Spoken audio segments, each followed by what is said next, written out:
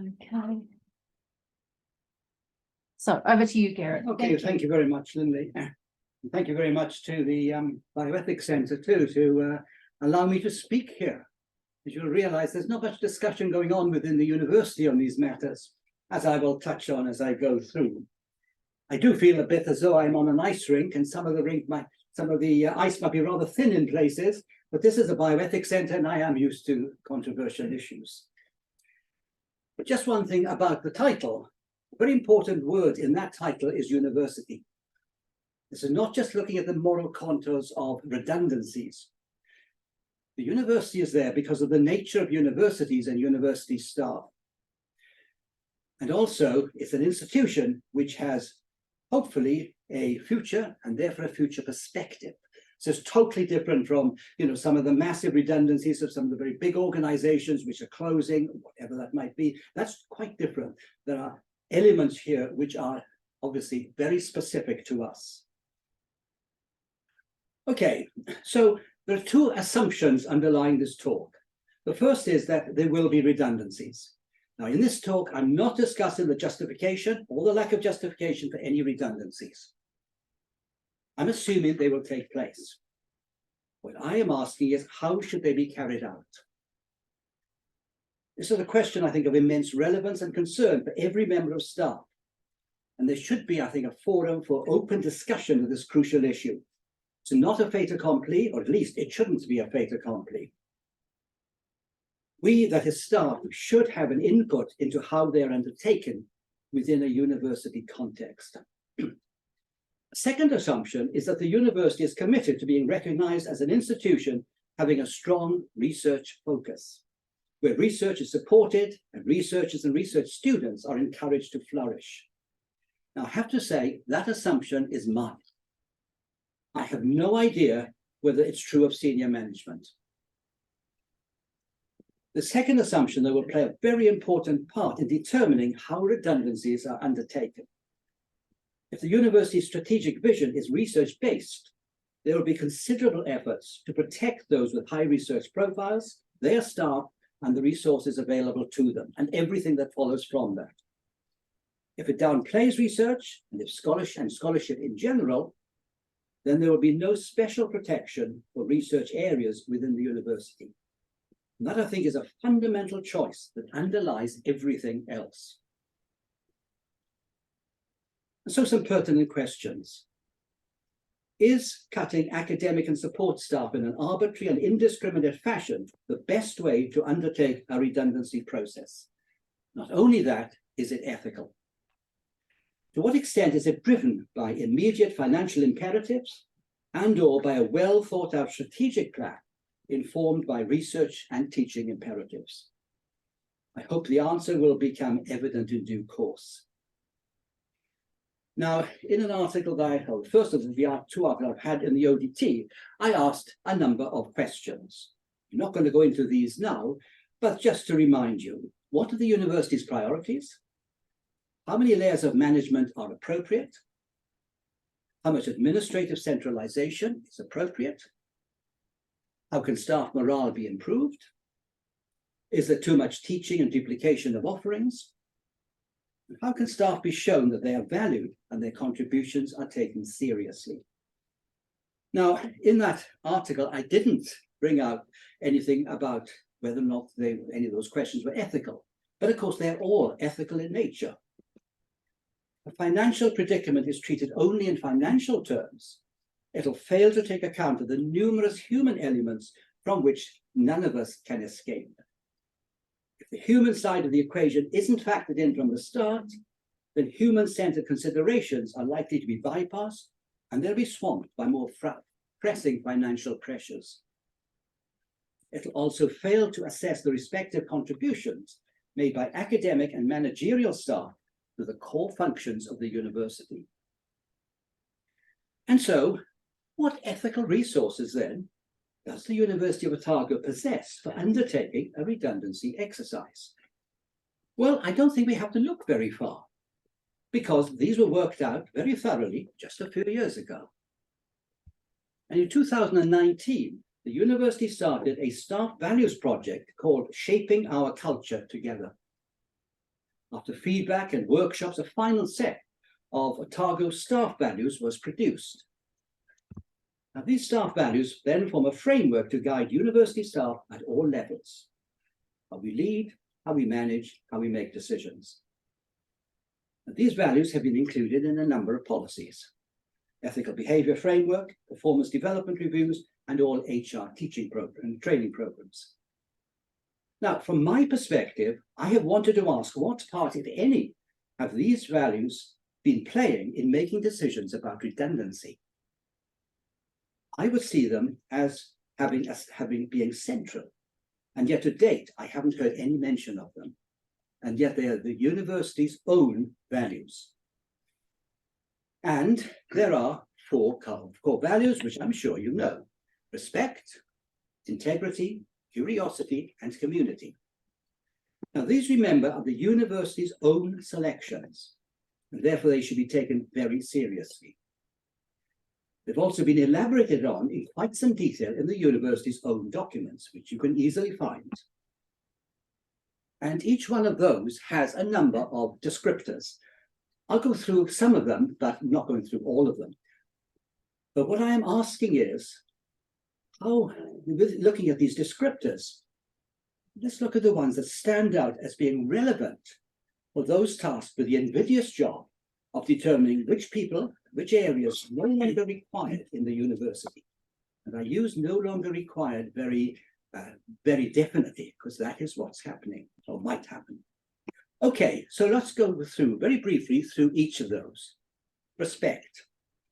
In the university's own values, people are to be treated as individuals.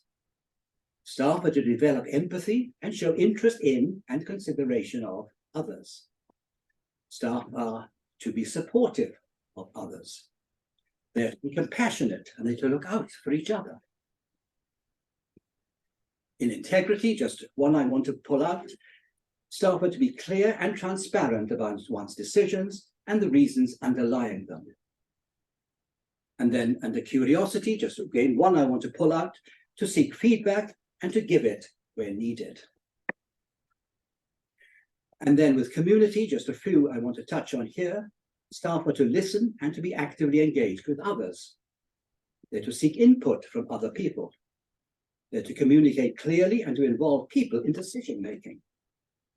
And they're to appreciate people for their efforts and to make them feel valued. Now, in my estimation, these are good values, and they should be embraced and celebrated across the university.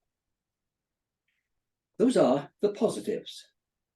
But there are also negatives, and they pull these out very well. So these positives are balanced by negatives, and the negatives are sobering. And of course, they are the attitudes and behaviors that should be avoided. And they include the ones that I've got here. Negative, making decisions without consulting or talking with those affected. Inflexible and dismissive of the contributions of others. Failing to recognize or simply ignoring others' contributions and successes and excluding others from the decision-making process. And rejecting feedback. That's not my interpretation. Those are actual words that come out of the values. And again, I've got great sympathy with those negatives. But how are they being implemented? Now, I'm very much aware that these values were devised and were agreed to with interpersonal communication and attitudes in mind. And yet some of them certainly encompass the relationship between those in authority, such as heads of departments, and staff under them.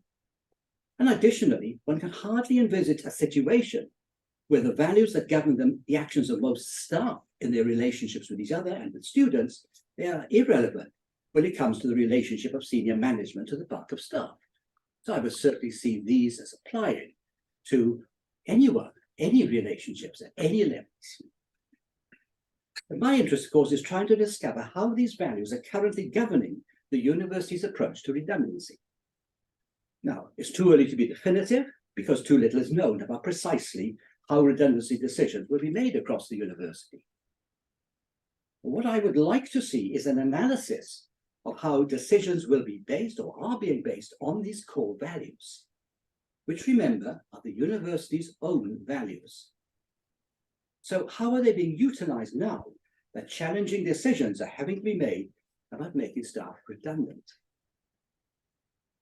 So how then do we apply these resources to redundancy? Now, how might we expect these ethical principles to apply to a situation where many staff, we are informed, are slated for redundancy?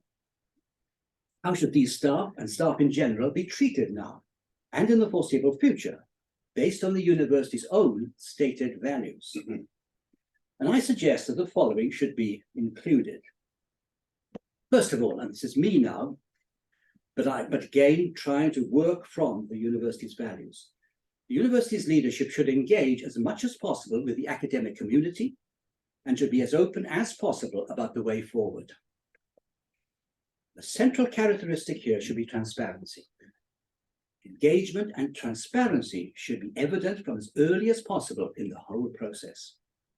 Or, to put it negatively, keeping people in the dark is the surest way to demoralization and bitterness. Now, I've got little doubt that the university's values are exemplary in seeking to avoid this in other circumstances. I would argue this is even more vital when many jobs are potentially on the line. So that's the first one. Secondly, the driving force behind openness is engagement, the desire to show kindness and compassion to those whose futures are in the balance and who inevitably are under immense strain and pressure. So if these values are important for ordinary, day-to-day routine functioning, how much more important must they be for the extraordinary pressures of a wide-scale redundancy scenario? Now, it's not enough to explain why the university has financial problems unless you take the next step. And the next step is that together we will determine the best way forward. Thirdly, clear communication is a prerequisite, and yet it only serves its purpose when based on collaboration with those affected by the redundancy decisions. This, I think, is where feedback is vital, and open two-way discussion should be sought and welcomed. The university's own values commendably stress these features for everyday leadership, for management, for decision-making, etc. If important in that context, they can hardly be downplayed when making the very far-reaching decisions of redundancy. These values all emphasize respect for staff by making them feel valued and supported. Once again, these should come to the fore within the context of redundancy. If these values are more than mere window dressing, they should guide all our thinking and actions in the dire situation presented by massive layoffs.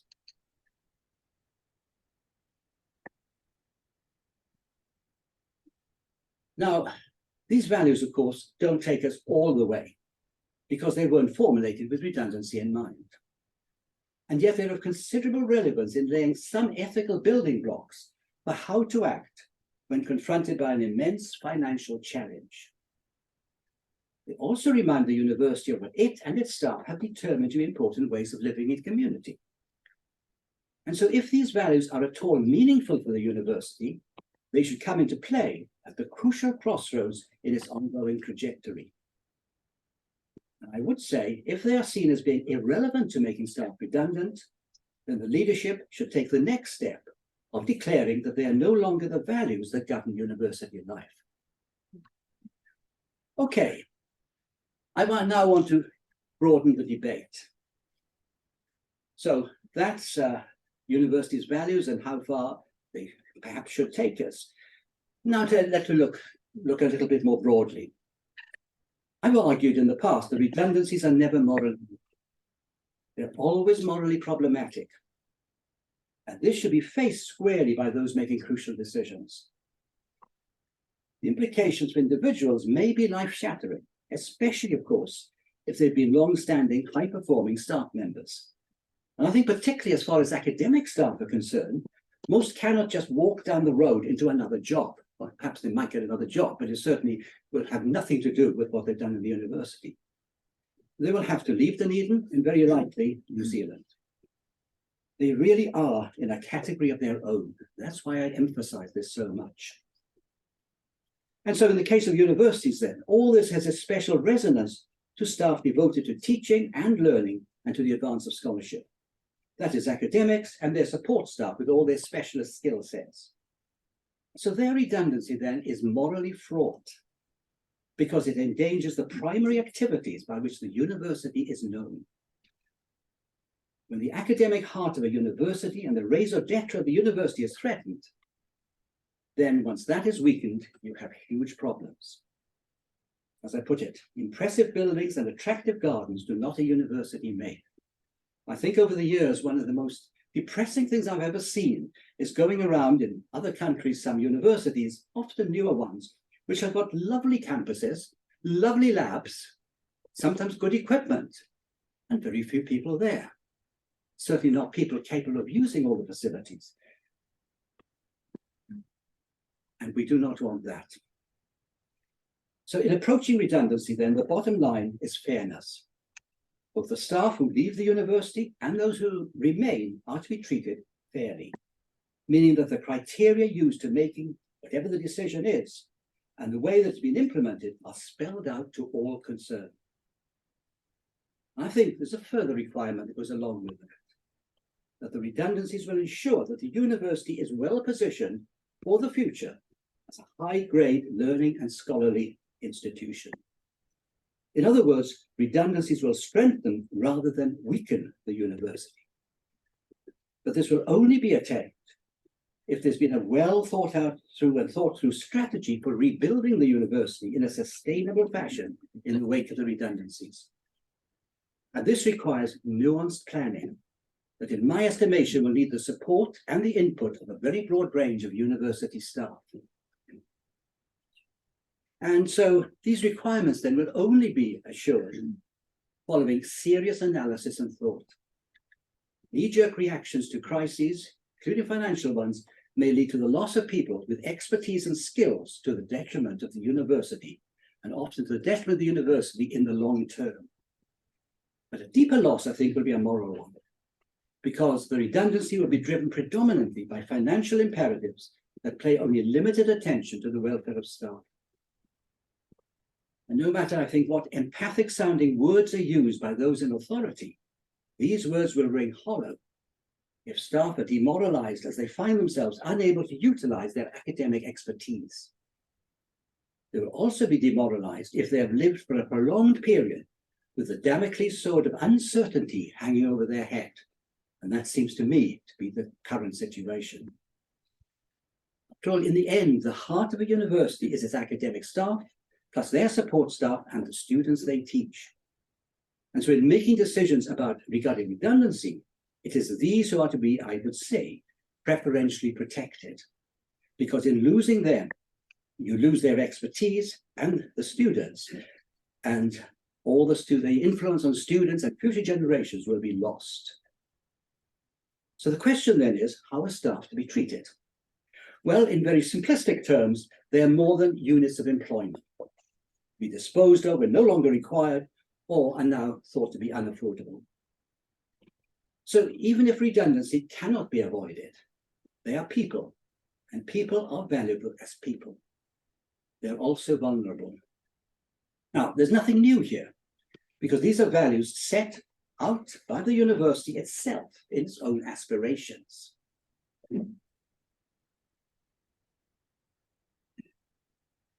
An avenue that can be all too easily ignored, certainly at a time like this, is the ability of staff and the university to generate income. And certainly, I think, the importance of alumni in generating income. Relying principally on government largesse, of course, lack of it, is the path to mediocrity, and it means the university has lost control over its major asset. But this means that considerable efforts are needed to support and encourage those in a position to generate substantial external income. And there are such people and their groups around. And so if redundancies weaken these staff, the university's long-term outlook will be grim, because it will have ceased to be a serious research-based institution. In other words, the entire focus shouldn't just be on the paucity of money, important as that is, and you can't ignore it, obviously, but on ways to bring in more money. And the major plank here is through research and the growth of research status. In other words, the university has to go up in international rankings, because this in turn will generate student income. At the moment, as we all know, it is going down. And therefore, if it keeps on going down, its outlook is dire, with or without redundancies. Now, whenever you're looking at any form of redundancy, there are two populations. There are the leavers and there are the survivors. And both these groups will be affected emotionally and psychologically, and of course, in some cases, financially. And often you find the survivor's guilt is a real phenomenon in some cases. It seems to me that these two groups are equally important because all are victims of, in different ways, of downsizing. The moral considerations, I think, extend to both these groups. Now, I think if the processes are seen to be fair and accepted as being fair, even if unwelcome, I think there's a chance that those leaving the university will continue to view it positively. But if not, their negativity will be spread far and wide via social media, and this may have its own financial consequences for the university, simply because prospective parents and future students will put off attending the university. If people conclude that the university treats its staff badly, then the question will also be asked how its students are treated. After all, we all know that there are other universities, and these may be seen, rightly or not, as better employers. And so I think the way in which downsizing is done is crucial, and it has far-reaching consequences. Now on to what might sound a contradiction in terms: ethical redundancy. As we know, there are large numbers of redundancies in certain businesses, in certain huge businesses, and huge organizations. But as you read a little bit of this literature, you come across this term, ethical redundancy. Now, this notion, of course, raises the question of whether there is a good way to make employees redundant. This implies that despite the pressures of redundancy, everyone at least is treated with respect. Large numbers of staff are not left fearing for their future in the absence of any clear directives from the university. The implication, of course, is that redundancy can be undertaken quite differently, in unethical ways, ways that will destroy individual staff and will certainly weaken the organization itself. I think in unpacking this, the one point of departure is provided by a very unlikely starting point, that of bioethics, which of course is appropriate in the Bioethics Centre. After all, a foundational driver for bioethics is the notion of informed consent. Informed consent for any action to be taken on an individual. Now, clearly those stated for involuntary redundancy don't have the option of consenting. For them, informed consent doesn't enter the picture. Now, you might argue this is a red herring because I'm moving from one area to a completely different area. And yet I think it points to the university staff being regarded in a different way from hospital patients or anyone entering a research trial. If staff are considered excess to requirements, they can be discarded regardless of any case they may make to be retained. Those decisions have been made elsewhere. In other words, the views of the staff member don't enter the picture since they carry little value for the university. Now, on the working assumption that involuntary redundancy can sometimes be justified, one needs to know the basis for all redundancy decisions. Bottom line appears to be that the ill effects of non-redundancy outweigh the ill effects of redundancy. That is, to the individuals concerned and to the running of the university. It also, of course, influences the value of the university and the values. Now, this is an ethical calculation. It can only be justified if the decisions are made in light of the strategic priorities and the publicly available values of the university. And if the priorities rate the area in question or the individual in question as a limited strategic value to the university. which might not be a nice thing to say, but that is what you're saying. But this direction should only be taken following extensive discussion and broad agreement across the institution, and of course discussion with the individual. Will the university be fulfilling its goals and obligations to its constituents and to the areas under consideration if redundancies lead to substantial staffing losses or to a weakening of their scholarly endeavours? I don't think so. Now, of course, there is a superficially attractive way of doing things, which I think we're hearing possibly a great deal about at the moment. And there's a superficially attractive alternative approach is to cut back in all areas so that all areas are privileged. Privileged in that they all suffer to an equal degree. You need to cut X number of dollars or X percent of dollars, therefore you cut X number of staff, etc. Now, this might be regarded as an acceptable ethical approach because its basis is in treating people and their disciplinary interests equally. All suffer, whoever they are. No one is especially disadvantaged because all are disadvantaged to a comparable extent. Now, there might be an apparent attraction to this approach, which also, of course, makes for administrative simplicity. And yet it seems to me it fails to take account of the distinctives of the different areas with their variable academic strengths and their diverse responsibilities to students, the communities they serve, and of course, in some cases, to their professions. And thinking of their professions probably muddies the water in many of these cases. And I think in academic terms, though, it's the road to mediocrity, because strong areas will be weakened and weak areas will not be strengthened. It's not the ethical nirvana it may appear at first sight, and it suffers from the lack of the informed consent problem. This is that some highly performing staff members with impeccable academic records will be made redundant despite a record that simply cannot be critiqued. They will be dealt with unfairly. And I would urge the university not to go in this direction. Everyone will be negatively affected, or if you like, all will be treated in an ethically dubious manner. Well, okay, so to a question that we may not like. Can redundancy ever be viewed as a good? I've argued that redundancies, or even the threat of redundancies, generally harm the university, its reputation, and its staff. But can redundancy ever be viewed as a good? And I think the answer may be yes, if it saves the university from irreparable damage. But of course, there's a major proviso, and this is that all staff are treated according to the highest ethical expectations. This is a tall order. Now, I've touched on some of the essentials: fairness, consistency of treatment, and the whole process is undergirded by a very well-publicized set of strategic priorities on the part of the university, and priorities that have the backing of staff across the institution, and based, I would hope, on broad-based debate. And I think as far as possible, there should be valiant attempts to enable staff across the university to have a say in the direction of the university, and therefore in the nature of the redundancy decisions. Now, this will be relevant, of course, for those staff who retain their positions, and they will then form the core of the university into the future.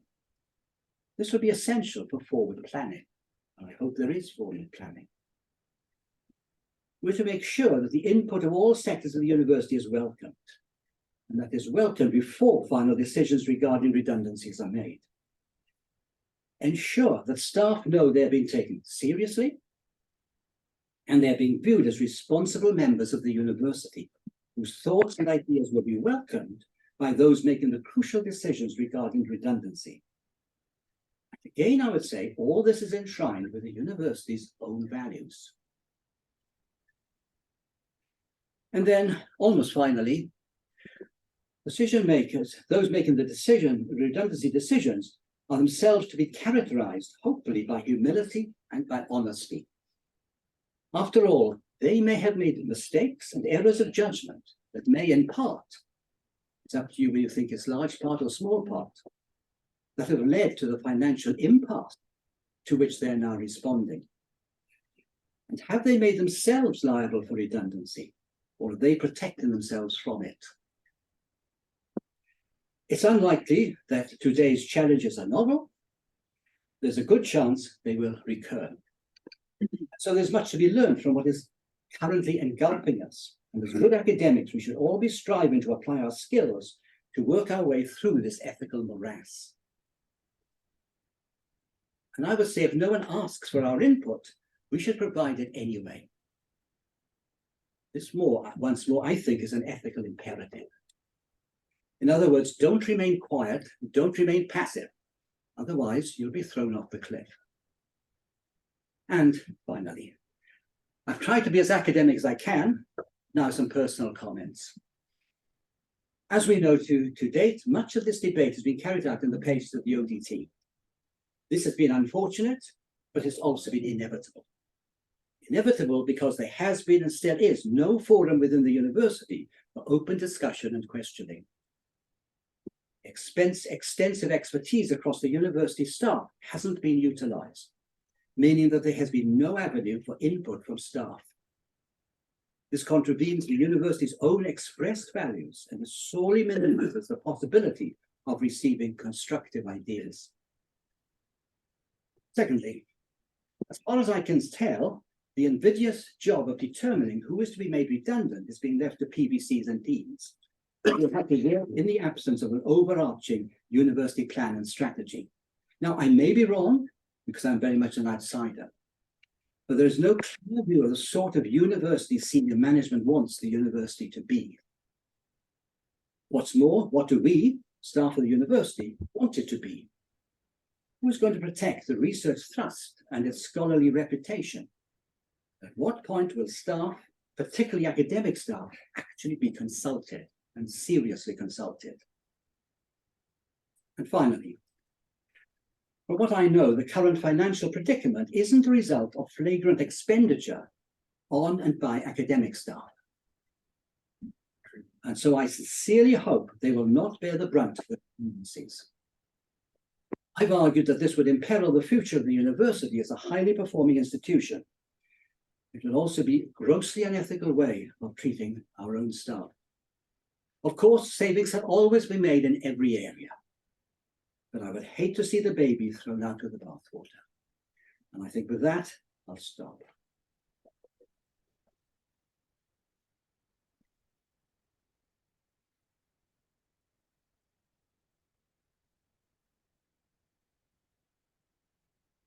Okay, thank you very much, Gareth. We have some questions. I have one from Rachel Taylor. Rachel, would you like to go ahead? Oh, it wasn't a question, sorry, I was just clapping. I thought that was wonderful. Thank you, a really nice summary on a really, really challenging year ahead. So I really appreciate it. Thank you very much. Thank you, Rachel. Would anyone like to ask a question? So we have one in the front here. Yeah. Hi, I'm Scott, postgraduate student. My question to you is thank you for your presentation, incredibly reasonable, rational, pragmatic. I am part of the group that recently objected to the university's liquor license because the pay was, don't go into that, but one of the things that we actively campaigned for was to include staff as a key consultation. That was, we didn't stand a snowball chance in hell of being able to push that through. Where is the line? Where is the line where we go from this ethical, rational, considered place to actually acknowledging that the university's leadership just isn't interested in a fair process? They aren't interested in consultation. And where do we identify and actually acknowledge that we potentially have gotten to a point of Popper's paradox of intolerance? Well, I think one of the problems here is that there hasn't been anyone asking for feedback. In other words, it's all top down. I mean, there's no bottom up at all. And I think the top down is coming from a small group, and a small group which is very strongly entrenched. Even though I know one or two of the people quite well, but I would say that. And I think that's the problem. And they don't seem to, for whatever reason, want input from in other words, the employees, the other people, the people who make up the university, staff, and obviously students as well. But I think we particularly were looking at sort of staff in this instance. All I can suggest is that people, as I say, don't remain quiet. I mean, some of us have been using the ODT because that's, you know, we know that that is a particular forum where we can go. But of course, that should be done within the university itself. I keep on saying to various people, well, I think a number of senior people should get together, from wherever across the institution, and they should be acting as real academics and as be putting, writing papers, and I mean papers now for circulation within the university, putting forward alternative perspectives. I can't see any other way in which you can do it, because I know very well that a number of people are certainly approaching some of the senior leadership and don't seem to be getting anywhere. I was on my way out of anatomy this morning, and someone in a particular senior position just said, absolutely horrified. There's nothing anyone will seriously look at us. They will not respond. So I would say we have to act as academics. I mean, one of my main things that I've said over many years now is that one of the troubles is that, with exceptions, and there are exceptions, and I won't talk about myself, when academics become administrators, they cease being academics. And all the good points you have as academics seem to disappear. And I think that as far as we can, groups of you should get together and start writing pieces, and pieces which you will distribute publicly within the university. Whether it gets into the ODT is another matter, but that's another point. But I think it should be quite deliberately trying to influence senior leadership. Okay, we've got a few questions lined up. We'll take the one from the chat. Neil, could you read it out on behalf of the person who wrote it on chat, please? Sure, there are two there now. Just the first one, because I think we've got Rachel Taylor next. Okay, so first one, thanks for a great talk. I was just wondering if you have any reflections on how universities often use these values as aspirational or as a guide rather than as a goal, so the institutions can never actually be held accountable to them. I was an observer to the way in which these values were put together. I mean, I suppose I get I'm a bit cynical about them, and so I just didn't bother with them. And when I see them all nicely on bottom of some people's letterheads, I think, oh goodness me. But having said that, they're there. But I don't know why that exercise was undertaken. I hope it simply wasn't an exercise to look good. I mean, I would see any of these values as being things that actually drive us. So I don't know whether they were ever intended really to drive much of the decision making within the university. I can't comment on that. That is what I would hope, although I'm skeptical. Okay, thank you. Rachel, you had your hand up next, and we've got a queue of people in the room as well. So Rachel. I did, thanks. You have at least partly answered this, but I guess I'm really interested in this ground up approach about how we might be able to hear the real voice, the full voice of the university from all the staff. And I think, just pragmatically, how do we actually go about that? I mean, you've suggested the papers, groups of people writing those sorts of documents, but what other approaches might there be? Thanks. It'd be good, I think, if within departments or wherever, units, you actually got together and together decided to come forward with ideas and thoughts which you wanted to go, beyond the department, or you wanted to go higher up to the dean, or whatever it was, to try and assist them. Because I know some of these people, the deans, etc., I think they're desperate because, they're being, seen as the people just to chop people's heads off. I think they want as much feedback as they can possibly get. So I would say in whatever groupings you're in, to try and get serious debate going on within that grouping, which then you would like to go further. They don't have to be, wonderfully erudite things, but they are expressing, and often expressing, I think, the real heartbeat of where people are. I mean, the number of people who come on to me, and sometimes very senior people, who say, I am desperate. I can be made redundant. And these are extremely good academics at every level. And that deeply saddens me. So I think just to get together, whatever groupings you're in, to then, I think, put things forward. And if, again, you can get different groupings come together, so you're not all doing things in isolation, then that would be good. I think this chat comment is relevant. There is an email, vcforum@otago.ac.nz, but the person in the chat says, but you can't see what anybody else is saying, so you have no idea what other ideas people are putting forward. Yeah, well, the feel of a public forum. Whether that does any good, I have no idea. I mean, in a way, it's a good idea, but on the other hand, it's not allowing real, debate, discussion, feedback from different people. Thank you. I'll go to you next, and then to you. So I'm just interested in your view on the role of the council within the context of the situation that we're currently in. University Council, and where you see they fit. I suppose I mean, in terms of much academic debate, I've seen the council, I'm instead being outside it. I get the impression now that whatever vision, that's the right word, there is going through the council first. And I don't understand this. And I don't understand it, why it's because it's employment matters. I don't know. But I'd have thought that if a senior leadership people, you have them, you know where you want to go, you know what your planning should be. That's an academic issue. I imagine it must be getting to council because of employment issues, but I don't know. But I think that is being very problematic from I think at all levels. Thank you. You.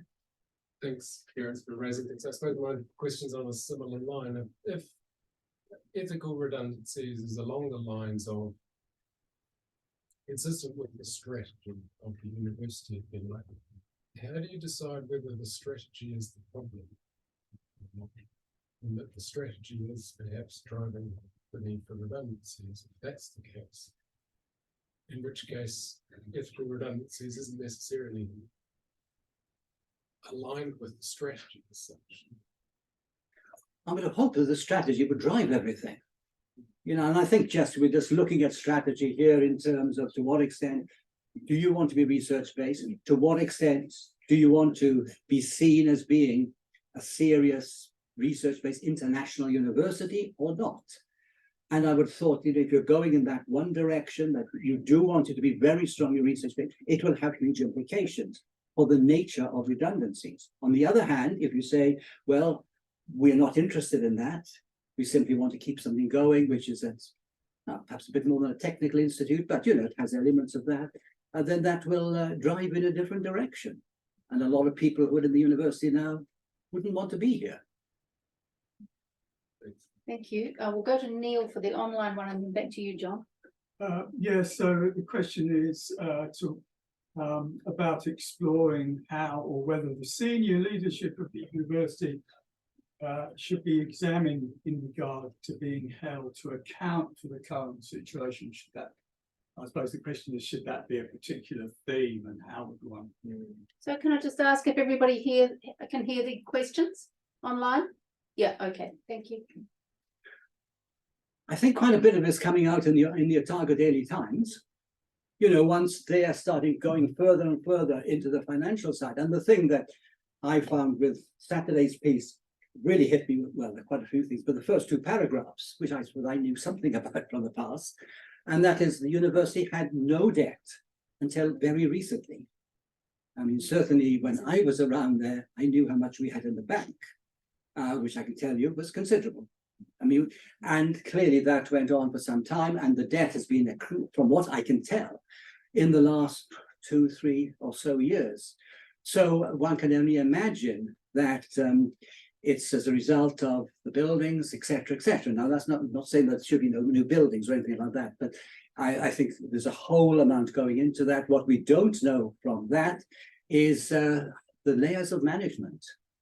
Certainly, if you look up certain things if you know where to look on the website, you will find some huge layers of management, which a few years ago didn't exist. Now, whether or not they're all required, it's not for me to say.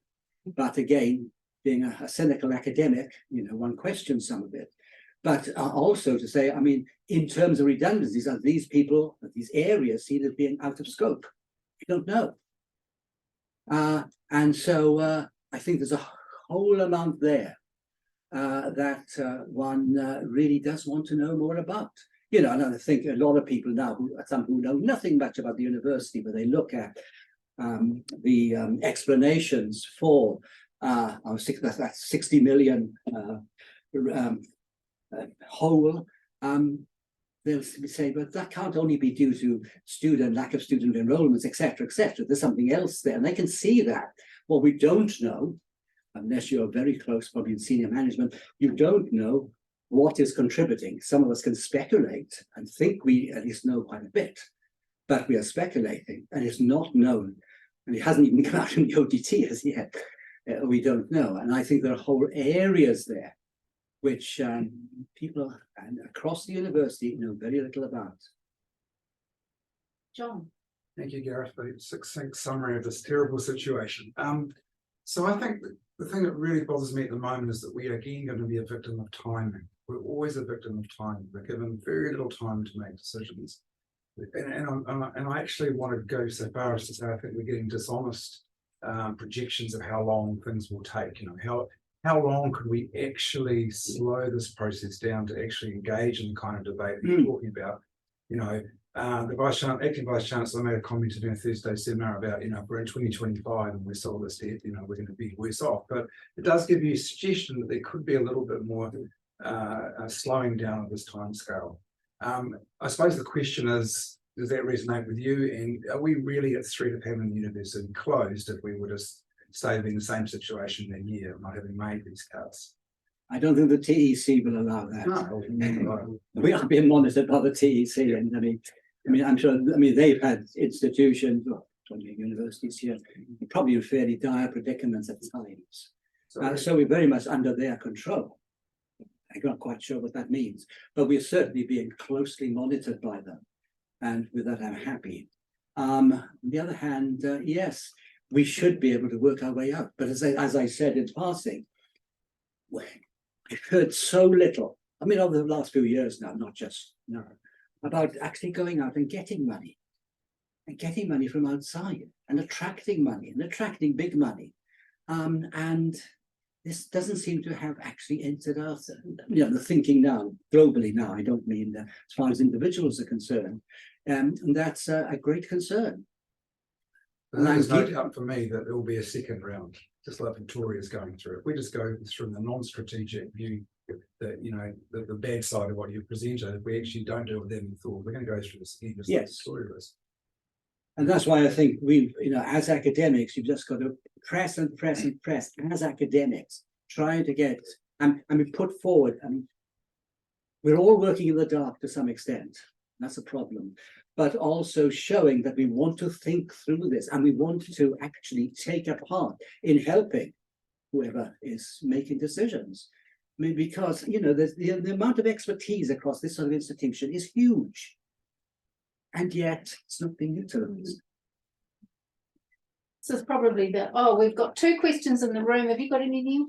No. Okay, so 2 questions in the room, and then we are finished for them. Yeah, Phil here.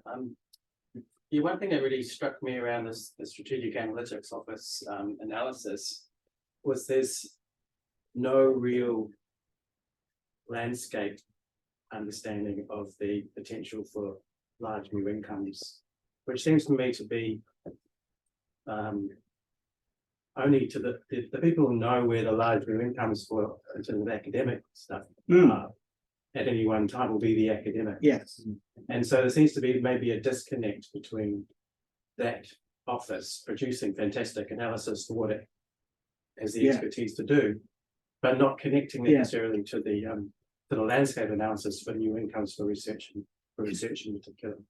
Is that something that that must be not new necessarily. So whether has that office lost capability or something, or connectivity? That office has been there for a long time under the same person, but I've often seen it as being simply really doing the analyses, etc., and not being a part of the major decision making. And it may have changed in recent times, I don't know, but I think there has been a real disconnect, definitely, quite definitely. And the last question. Hi, my name's Lynn and I'm from the libraries. It's more an observation. Many years ago, I worked in the registry and got to sort of see the way these people work, and they're very much it's them and us. My observation was they often see academics, support staff and students as like errant children that need to be just left to do their own thing while they make the real decisions, the important decisions up there. And I just think we need to force them to consult with us, to consult with the academics, and maybe even do something a bit rebel rousing, like establishing a tent city on the Union Lawn or outside the Clock Tower building for a week or something like that, just to sort of make them realise we're there, because they ignore us, even when we're outside the Clock Tower chanting. They're up there, they just don't look, they can ignore us. One of the feelings I've had, again, as an outsider looking in, I don't have to make any of these decisions now, I can just talk about them, was I think staff are being far too compliant. I mean, if you look at some other countries, you'll see the way some of the academic staff really do rabble-rouse to an extent and really fight for things. I mean, both within their own universities and with government. Now, I'm sure you've got to be very careful there, but I really do think that a time has come when you've just got to make yourselves known. And when I was talking to someone this morning, I used the word revolt. I'm not generally seen as being a revolutionary, but really, you have got to make yourselves known. You really have to, however that's done. But you really do have to complain.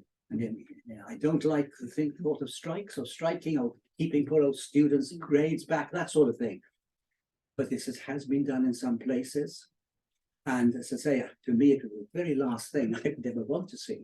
But on the other hand, you have to make yourselves known. Otherwise, you're simply going to be dismissed. Okay, quick follow-up, just very quickly.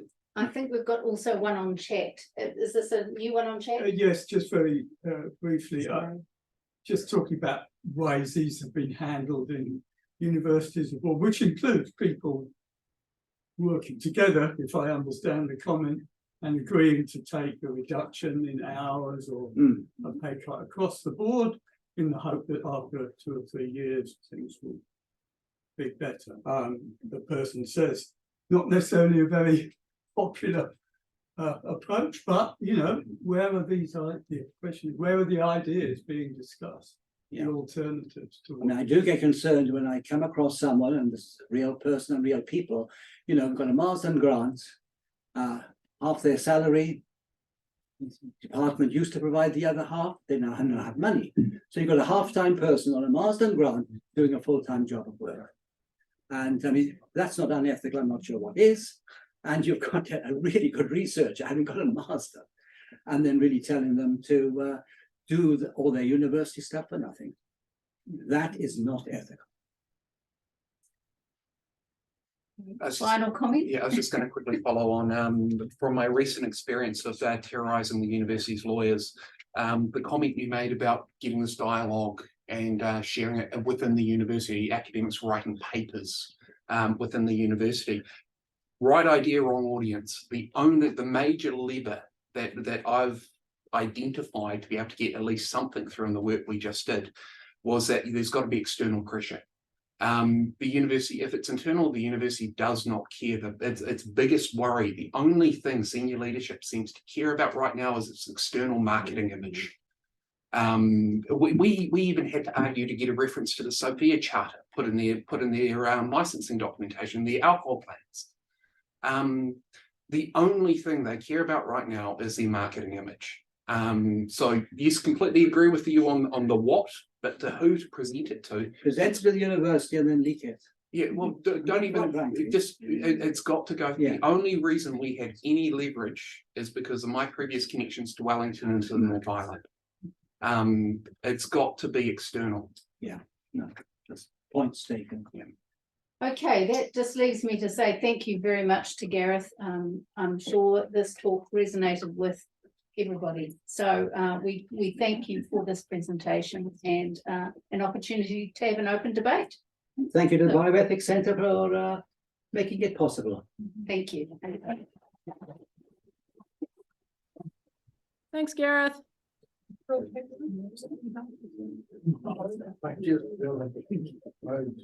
And I was on blood, so very,